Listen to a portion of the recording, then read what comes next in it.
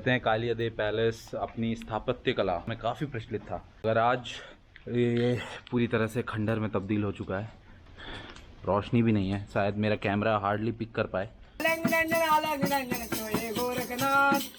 जय श्री महाकाल। और अभी मैं हूँ पवित्र नगरी उज्जैन में, और हम सब जानते हैं कि उज्जैन प्रसिद्ध है क्योंकि यहाँ पे विराजमान है बाबा महाकाल, जो कि भगवान भोलेनाथ का ज्योतिर्लिंग है। तो बाबा महाकाल के दर्शन करने के बाद मैं आपको उज्जैन के कुछ अबंडेंट और रहस्यमय रूप से जो स्थान हैं, प्लेसेस हैं, वो आज दिखाऊंगा।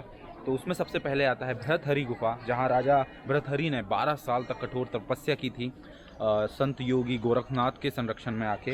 जब उनका वियोग हो जाता है उनकी रानी पिंडला से, तो यहाँ वो गुफा है, पहले हम वो देखेंगे। वो 2 गुफाएं हैं और कहते हैं वहीं से 4 धाम जाने का रास्ता भी मौजूद है, जो अभी के समय में वो गुफा बंद कर दी गई है। तो वहाँ पे हम देखेंगे राजा भृतहरि की गुफा, गोपीचंद जी की गुफा। उसके बाद फिर हम चलेंगे किसी अबंडेंट प्लेस पे। सो ये मेरे सामने जो आप देख रहे हो यही है गुफा का प्रवेश द्वार। यहाँ से आगे गुफा लग जाएगी, तो उससे पहले हम अपने जूते और चप्पल यहाँ स्टैंड में रख देते हैं और फिर सीधा गुफा में प्रवेश करते हैं। अगर हम इतिहास के पन्नों को पलटें तो आज से लगभग 2500 साल पहले उज्जैन के राजा भृतहरि रहे। उनके राजा से संत बनने के पीछे कई तरह की कहानियाँ और किंवदंतियाँ प्रचलित हैं, जो आज भी कही व सुनी जाती हैं। इनमें सबसे प्रचलित कहानियों में से एक के अनुसार अपनी सबसे प्रिय रानी पिंगला की बेवफाई से खिन्न होकर उन्होंने अपना राजपाट सब कुछ त्याग कर अपने छोटे भाई विक्रमादित्य को दे दिया और खुद गुरु गोरखनाथ के शिष्य बनकर संन्यास धारण किया, और इसी गुफा में तकरीबन 12 साल तक किया। तो आज हम राजा भृतहरि और इस गुफा के बारे में कुछ और जानने की कोशिश करेंगे। तो यहाँ है चारों धाम का रास्ता, जो ये गुफा है वो बंद हो गई थी। अब बाबा जी बैठे हुए हैं, ये हमें बताएंगे पूर्ण रूप से। ये भृतहरि गुफा, भृतहरि ने दुनिया के लिए, भारत देश के लिए 4 धाम की यात्रा सफल किया। भृतहरि ने 12 साल की तपस्या के बल के ऊपर इंद्र ने तपस्या भंग करने के लिए वज्र प्रहार किया। गुफा गिरने लगी तो भृतहरि ने अपने हाथ के पंजे के द्वारा शिलों को रोक दिया। यही दुनिया को बचा दिया, यही 12 साल की तपस्या पूर्ण किया। विष्णु भगवान ने, गोरखनाथ जी ने साक्षात दर्शन दिए, आपको क्या चाहिए? तो मुझे गुफा के अंदर ही 4 धाम चाहिए। भृतहरि बाबा अपने आत्म शक्ति, योग शक्ति द्वारा 4 धाम जाते थे, आणि 4 धाम जाके ही गुप्तेश्वर को जल चढ़ाते थे और अपने धुनी के ऊपर धुनी रमाते थे। तो बस ये 4 धाम आत्म शक्ति, योग शक्ति। तो वो पंजे का जो हाथ जो बन गया था वो अभी भी पत्थर पे है। हाँ, तो वो कहाँ है? वो भी अभी सामने वाले में मूर्ति है बाबा की। वहाँ पे भृतहरि ने 12 साल की तपस्या किया। गुफा गिरने लगी, भृतहरि ने अपने हाथ के पंजे के द्वारा शिलों को रोक दिया। यही 12 साल की तपस्या। सामने वाली गुफा है वो भृतहरि जी की गुफा है। धुना है, धुना आज भी चेतन है। 24 साल 24 घंटे धुना चेतन रहता है बाबा का।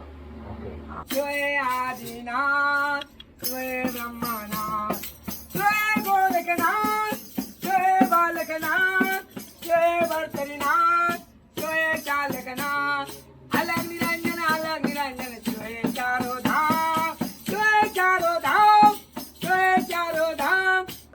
श्री गुरु आदिनाथ दीनानाथ ब्रह्म रूप दत्त गुरु। काफी ह्यूमिडिटी है यार यहाँ पे, बहुत ज़्यादा।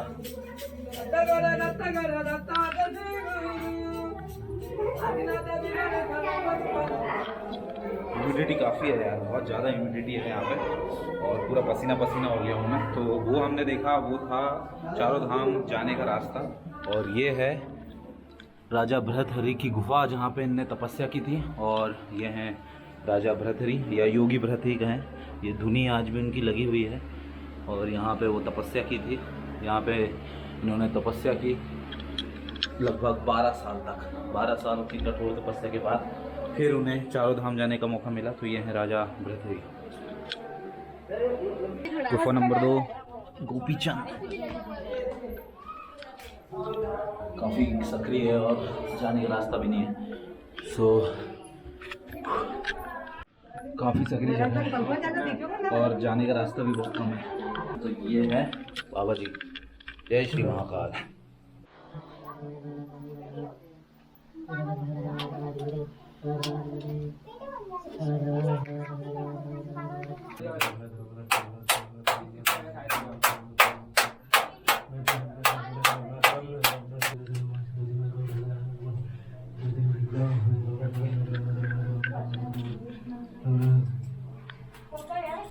जयश्री महाकाल।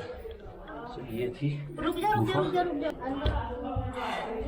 और यहाँ हमने दूसरे बाबा जी को भी देखा, जो अपने कीर्तन में लगे हुए थे। सवाल जवाब करने का तो मौका नहीं मिला, बट ठीक है। और ये जो गुफा आती है ये नाथ संप्रदाय के अंतर्गत आती है, तो जितने भी साधु संत हैं वो नाथ संप्रदाय के अंतर्गत आते हैं।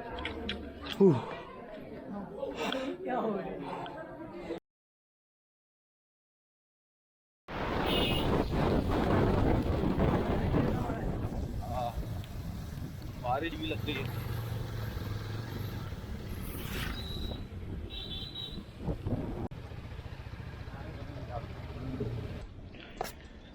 तो मैं जो आप लोगों को बता रहा था कि उज्जैन का सबसे ऐतिहासिक स्थल, या अब कहें उसको मोस्ट अबेंडेंट प्लेस के रूप में बदल चुका है वो है कालिया देव पैलेस।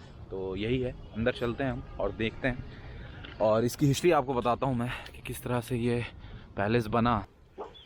कहते हैं कालिया देव पैलेस अपनी वास्तुकला और स्थापत्य कला के लिए काफ़ी मशहूर था, और यहाँ पे घूमने का बेस्ट सीज़न भी मानसून ही बताया जाता था। बट आज इतने समय के बाद तरह से खंडर में परिवर्तित हो चुका है ये, पूरी तरह से खंडर। और इस महल के अगर हम अंदर देखें, अगर हम इतिहास के पन्नों को पलटें तो आज से लगभग 1460 ईस्वी में इसे ब्रह्मकुंड के नाम से जानते थे, और इसमें स्नान के लिए काफ़ी घाट बने हुए थे। और पीछे की ओर एक प्राचीन सूर्य मंदिर था जिसे क्षिप्रा नदी 2 कुंडों से घेरे हुए थी, और उन्हें मूलतः सूर्य कुंड और ब्रह्मकुंड के नाम से जानते हैं। फिर लगभग 16वीं शताब्दी में मांडू के शासक नसरुद्दीन खिलजी ने यहाँ पे मूल ढांचे को तोड़कर कालिया देव महल बनवाया, जिसका निर्माण इस तरह से किया गया कि ये गर्मियों के दिनों में भी शीतलता प्रदान कर सके। और इसी के साथ यहाँ के एक सुल्तान का किस्सा भी जुड़ा हुआ है, जिसे पारा खाने की एक बहुत ही बुरी आदत थी।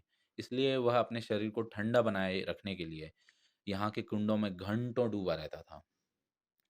और ये पैलेस वास्तुकला में मांडू शैली का एक बेहतरीन उदाहरण है, मगर आज कालिया देव पैलेस पूरी तरह से खंडर में बदल गया है। तो अंदर अब ये पूरी तो हर तरफ से यहाँ पे पानी गिर रहा है। सी पूरी तरह से खंडर और खुला है।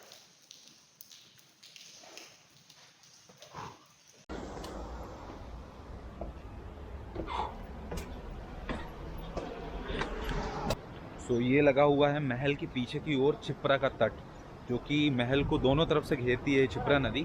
और इसके बाद ये सामने आप देख रहे हो ये क्षिप्रा का तट है, डैम बना दिए हैं अभी। और यहीं से होते हुए हम महल की ओर जाएंगे और उसके बाद वो 52 कुंड देखेंगे। ये ही वो कुंड हैं जो पिलर्स के रूप में मौजूद हैं, और इन्हें कहते हैं 52 कुंड। कहते हैं इन पवित्र कुंडों में जब भूतड़ी अमावस्या आती है तो जिस भी शरीर में अगर भूत और चुड़ैल का अगर साया है तो इस कुंडों में स्नान कराया जाता है उसे, ताकि इससे मुक्ति मिल सके। तो ये है वो 52 कुंड। ये थे उज्जैन का एक रहस्यमयी और दूसरा अबंडन प्लेस। तो अब मैं सीधा यहाँ से निकलता हूँ घर की ओर और आपसे मिलता हूँ किसी नए ब्लॉग में।